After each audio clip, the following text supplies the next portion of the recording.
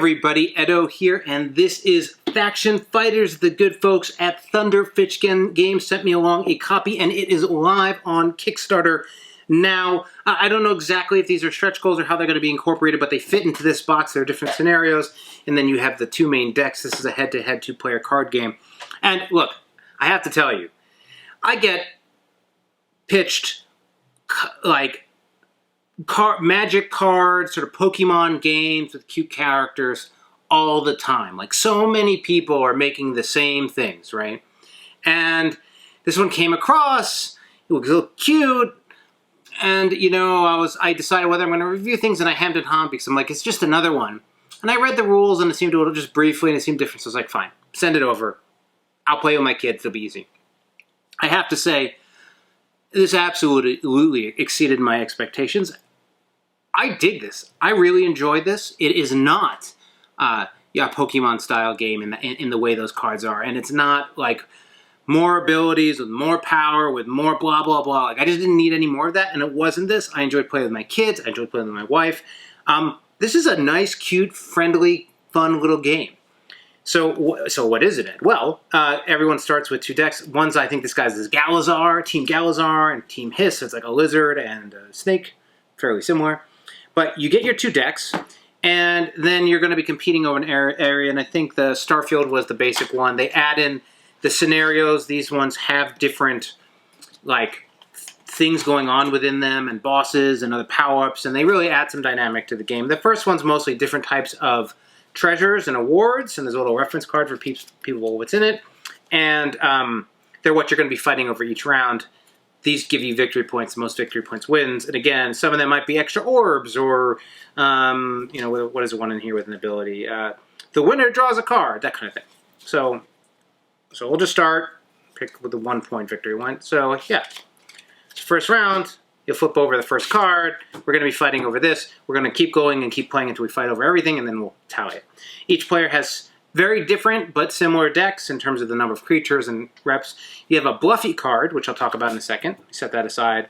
And then you're going to shuffle these are. In here are different creatures with different powers and different factions. Color and name represent the faction, and then there's a wild faction. Factions are totally different between the two, but you have factions. Different characters have abilities, and abilities are paid for with these power orbs, which I'll talk about in a second.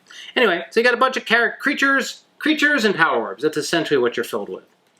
And so what you're going to do is you'll shuffle this up, and basically I think you'll draw 5 for 6 cards total, but everyone always has the Bluffy card in their hand. Same thing over here. What is this? Flipped over. Oh, jeez. Same things over here. I'll have my Bluffy card, and then I'll have 6 total with the Bluffy, I believe, 2, 4, 6. And then we're going to play. Okay, so here's where this isn't just playing another deck card battle game. This is much more of like a ability power comparison game, but it's just easier. It's just simple and actually fun. So you're going to play a creature to the middle. And so I'm going to play my Hiss, which is part of the Snake Friends faction. And this other player, and you'll play face down, and then this other player is going to play, I don't know, a wild Sidadi, the acorn thing. Okay, so that's first round. So then you flip.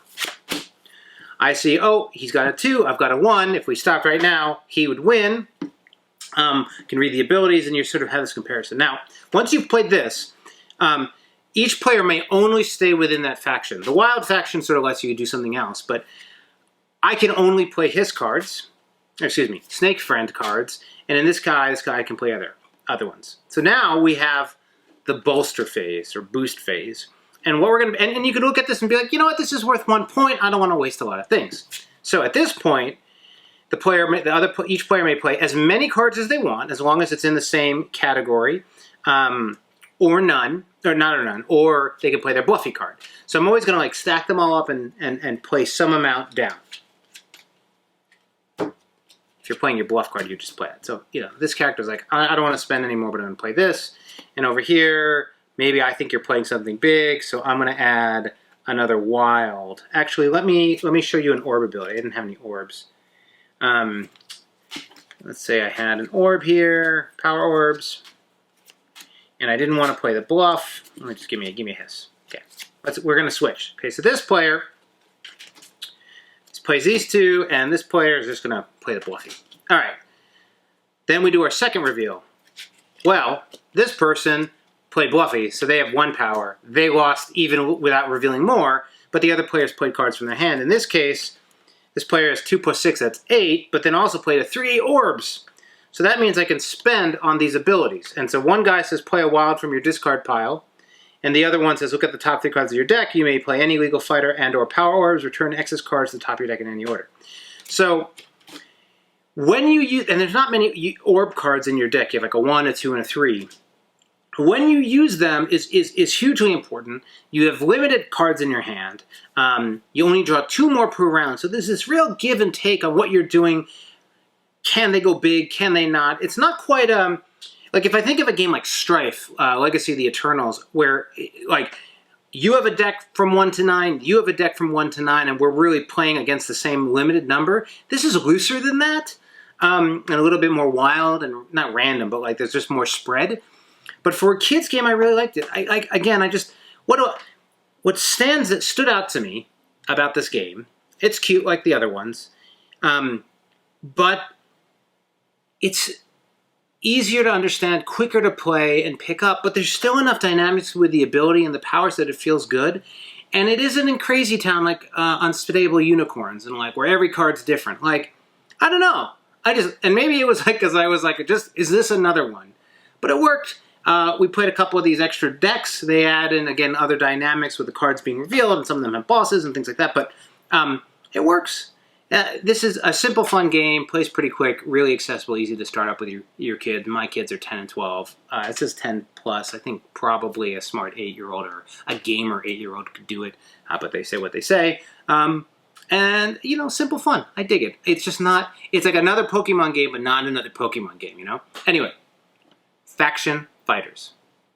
Hey everybody, Edo here, and thanks for watching Gaming with Edo. Reviews over here on this playlist, League and Insider videos over here on this one. Subscribe, share, all that good stuff. But most importantly, play some great games.